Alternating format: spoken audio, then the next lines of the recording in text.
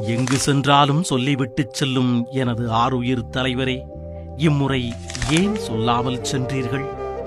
என் உணர்வில், உடலில், இரத்தத்தில், சிந்தனையில், இதயத்தில் இரண்டரக் கலந்துவிட்ட தலைவா, எங்களையெல்லாம் எங்கே ஏங்க விட்டு எங்கே சென்றீர்கள்?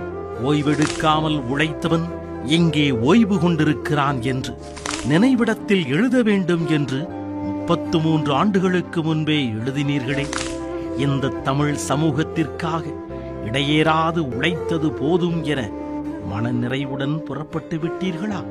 95 வயதில் 80 ஆண்டு பொது வாழ்வுடன் சளைக்காமல் ஓடி நாம் தாண்டிய உயரத்தை யார் தாண்டுவார்கள் பார்ப்போம் என்று போட்டி வைத்துவிட்டு மறைந்து காத்திருக்கிறீர்களா?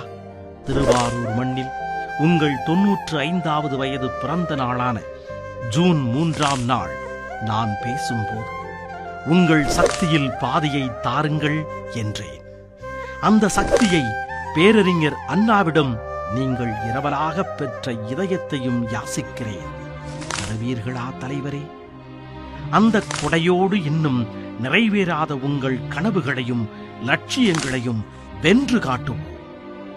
கோடான கோடி உடன்பிறப்புகளின் இதயத்திலிருந்து ஒரு வேண்டுகோள், ஒரே ஒரு முறை, என் உயிரினும் மேலான அன்பு உடன்பிறப்புகளே என்று சொல்லுங்கள் தலைவரே.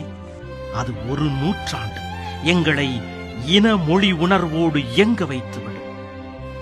அப்பா அப்பா என்பதை விட தலைவரே தலைவரே என்று நான் உச்சரித்ததுதான் என் வாழ்நாளில் அதிகம். அதனால் ஒரே ஒரு முறை இப்பொழுது அப்பா என்று அழைத்துக் கொள்ளட்டுமா தலைவர்? கண்ணீருடன் மு.க. ஸ்டாலின்.